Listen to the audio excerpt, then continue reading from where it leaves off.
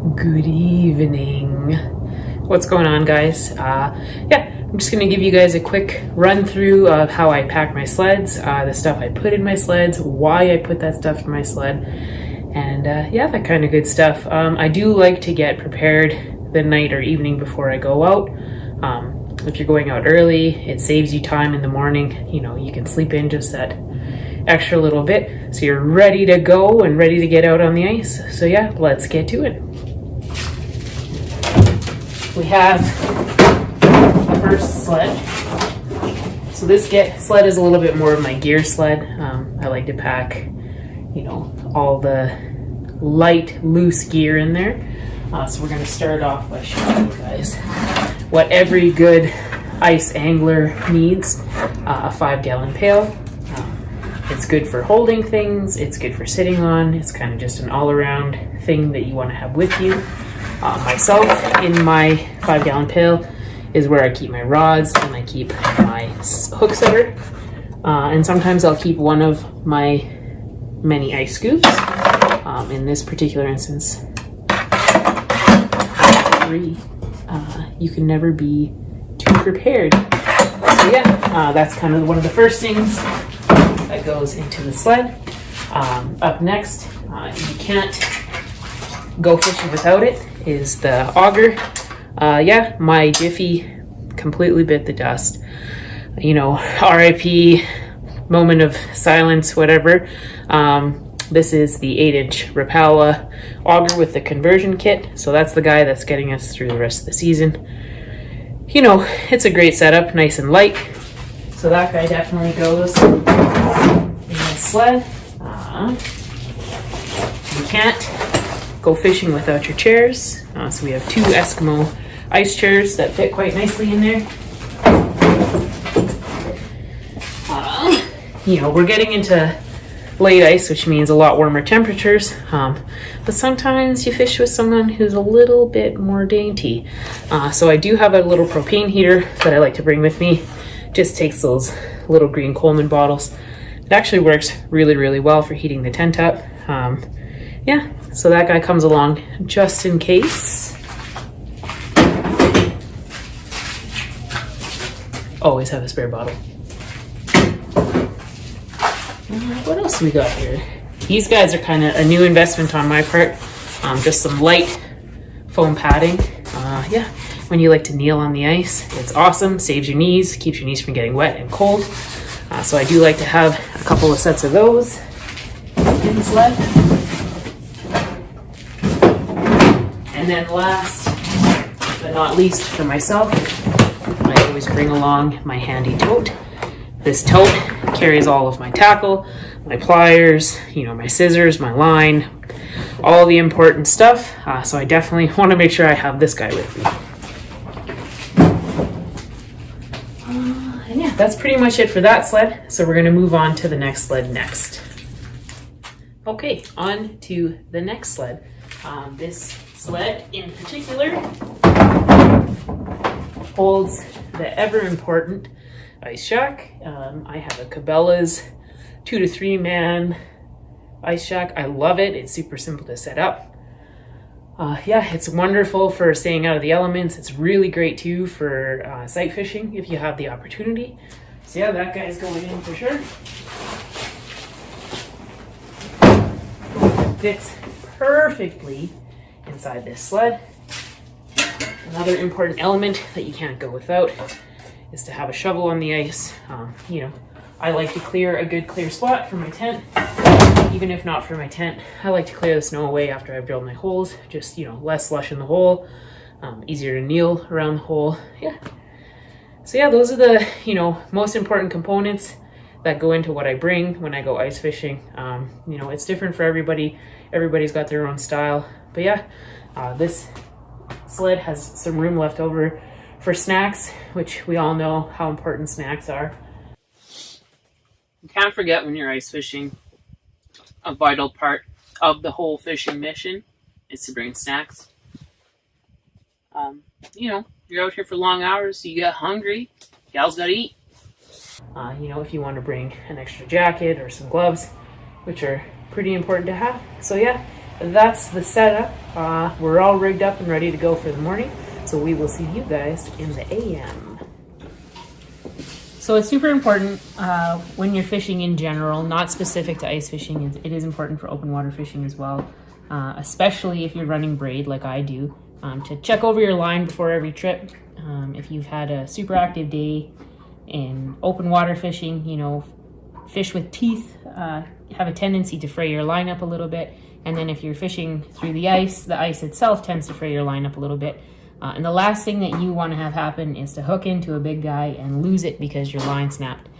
So before fishing trips, I like to just kind of go over, and if I see any kind of fraying in the last foot and a half of my line, I will just snip that off, replace my leader, and then I am all set for the day. So this particular leader on my last trip broke entirely, so we're going to replace that. And then on my longer rig, this guy got a little bit too closer to the propane heater, so that guy is going to get swapped out as well. In doing so, I'm going to show you guys kind of one of my favorite knots, the Palomar knot. I'm going to break it down for you and give you a good example of how to tie it. It's just a really simple, strong knot to use when you're fishing. And yeah, here we go. So, as I had mentioned, this line got a little bit frayed from the ice from a previous fishing trip. So I'm just going to cut off the damage with my handy little scissors, and I'm going to feed the fresh line back to the guides. I have my bail open, it helps, it doesn't constrict how much line you have. And yeah, so I am going to attach a new leader. I like to use for pike and walleye an aluminum leader. You can't see it that great, but I promise it's there. So I'm not going to show you right at this moment how I tie this knot. I'll show you a slowed down, bigger version in a moment here. I'm just going to get through this. I'm going to do it in a way that makes sense to my brain, in theory. There we go. You may notice I don't have the most nimble fingers, but that's okay. Fake it till you make it.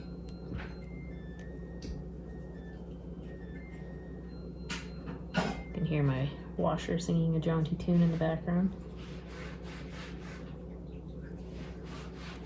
And there you have it. A nice Palomar knot. Cut off your tag. And you are rigged. So there's number one. Close that bail up, because goodness grief.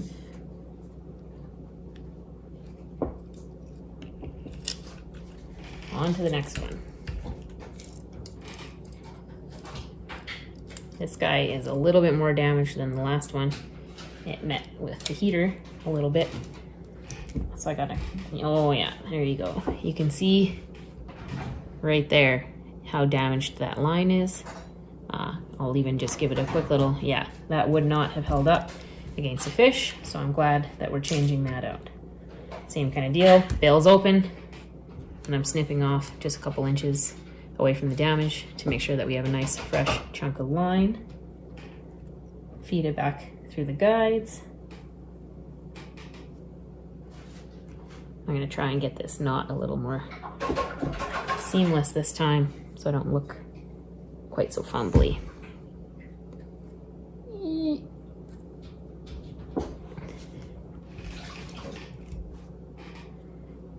Same steel leader for those nice toothy fish.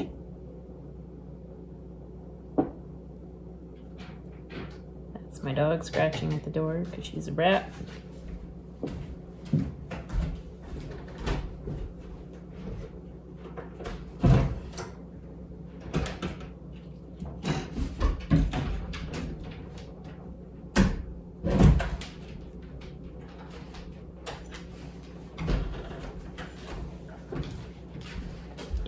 Or same deal, cut off that tag end because who needs it?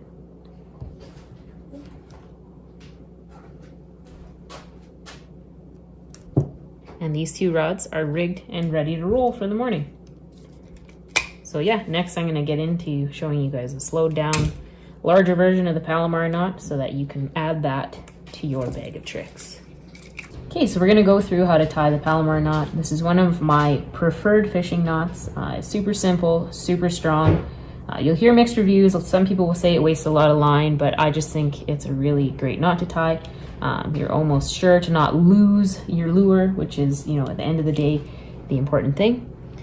So yeah, through the eyelet of either your leader or your lure, you will feed the lead end of your line. You'll give yourself quite a bit of line, and you will double back, leaving yourself with a loop. You're gonna take that loop and through the rest of your line, or over the rest of your line, you're gonna tie a simple overhand knot. And with that overhand knot, you will be left with your same loop. You're gonna take that loop and you're gonna go over top of either your leader or your lure and come back over that eyelet.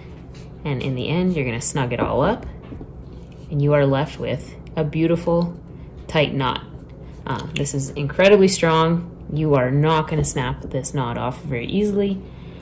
Some people will moisten the knot with some saliva or some lake water. It's not a bad idea. It tightens that knot up even a little bit more. But yeah, so that's the Palomar.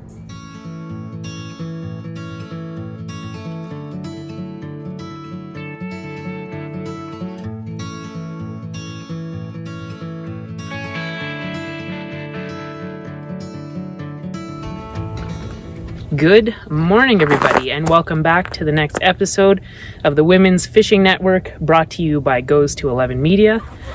And we are here on this beautiful morning at Lac St. Anne in Alberta. That's about 45 minutes west of Edmonton.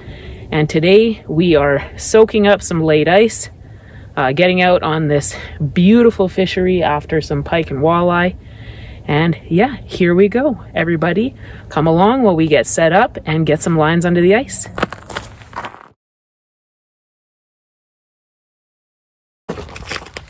Okay, so we got the tent all set up, but we're going to keep drilling some holes. So for the time being, I'm going to take advantage of having a line in the water, maybe, you know, get into something while we're getting fully set up. So I always bring with me this automatic hook setter that I made. It's basically just a modified dead stick. Yeah, so I'm gonna get that set up with a minnow on a jig and get it down there, and with any luck, while I'm drilling holes, my hook setter will go off and we'll have a fish on the line.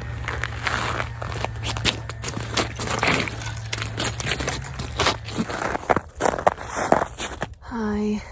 Okay, so nothing so far on the Rapala, so I'm going to switch out to my tried and true chartreuse tube jig.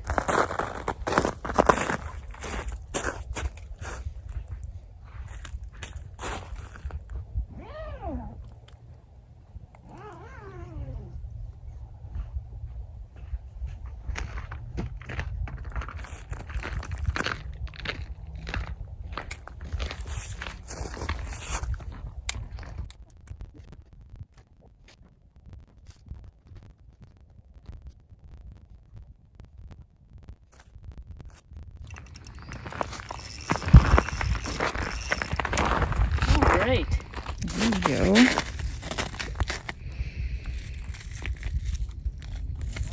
A pike. First Lac St. Anne pike of the day. Right on. Look at that.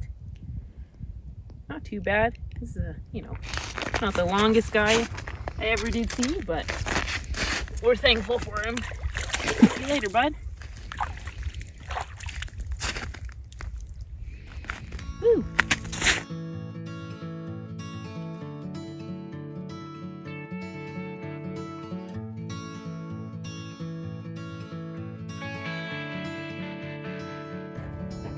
Okay, so the bite's been pretty slow. We did have one small pike so far, so I'm going to swap out to this pike eye jig with a treble on it and a minnow. This is tungsten, so it sinks really nicely. So yeah, we're going to put that on and see if we can get a bite.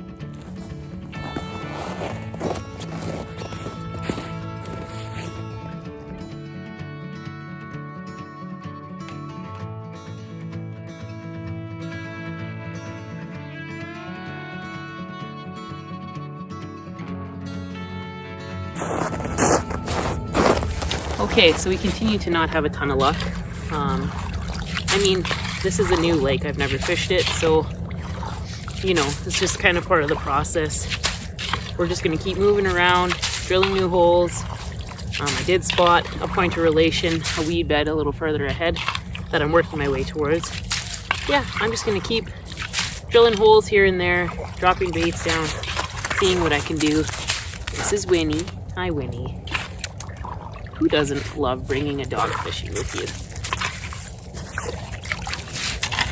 All right, Winnie, wish me luck.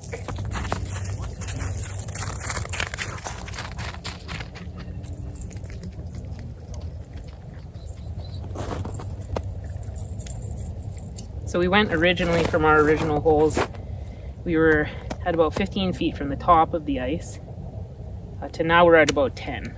So we are fishing a little bit skinnier water, but as I had mentioned in a previous video, we are getting into late ice, which means, you know, we're moving closer to the pre-spawn, which hopefully means that we should be finding the fish posted up in a little bit shallower water. So we're gonna just keep at her and try and hook into a couple more fish by day's end. We at least got one, so we got the skunk out of the trip, which is, you know, a big part of it. You can go home happy with that.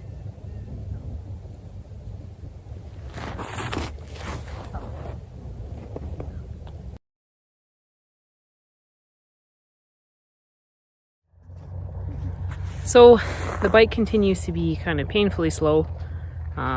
We've had like maybe a couple of nibbles this morning, and other than that one pike, nothing. So yeah, I think we're gonna tough it out here for probably another 45 minutes or so. And then honestly, we're probably gonna do a lake change. It's pretty cliche, but we're probably gonna head over to Wabamun. Just, you know, we've only got a couple weekends left in the season, and we really wanna take advantage of this incredibly beautiful day. It is hot out right now, you guys. Like, it has got to be probably 6-7 degrees, if not warmer. It is roasting. So yeah, we'll tough it out for a little bit here, see if we can rustle up a bite. I'm not, you know, I'm not sure that's going to happen, and that's fine, but we'll just, you know, pack it in and try out a different lake. We're gonna have a double header today. So all right, it's official. We are throwing in the towel on Lac St. Anne, and we are gonna make use of this gorgeous day and move to Wabamun Lake. So I'm gonna spin in a circle, and the next time you see me, I'm gonna be at Wabamun Lake. Here we go.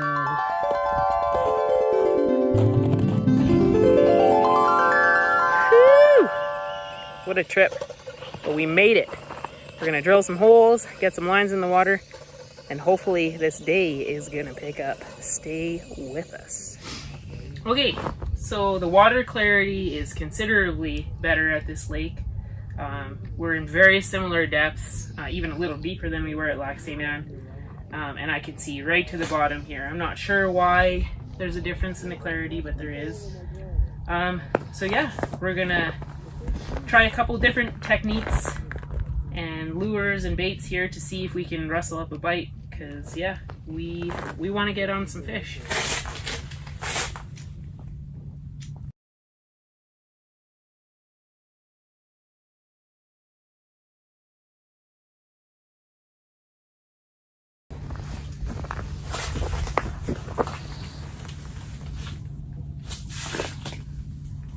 You gotta have an egg salad sandwich. That's a given.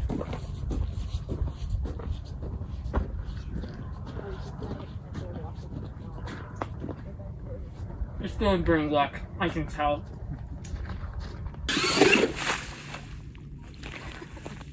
Remember your ice cleats!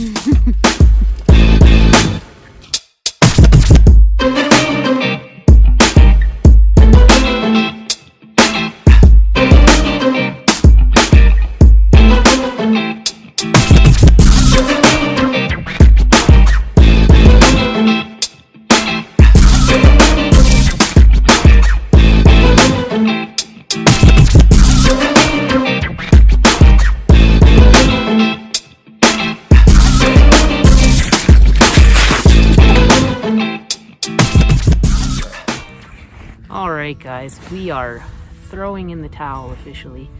Just one of those days, you know, we couldn't get on the bite, we couldn't find the fish.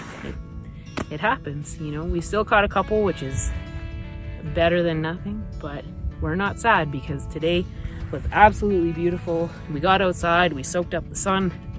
You know, you couldn't ask for better temperatures today. You couldn't ask for better company. So yeah, we're gonna pack it up and head home.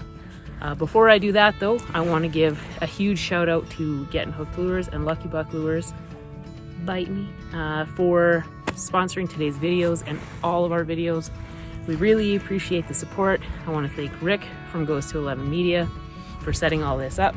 It's a blast. I truly love being a part of this project. That being said, if you or any of your female friends would be interested in hosting a weekly segment, feel free to give Rick a message at Goes to 11. We would love to have you. We are looking for 5 more hosts,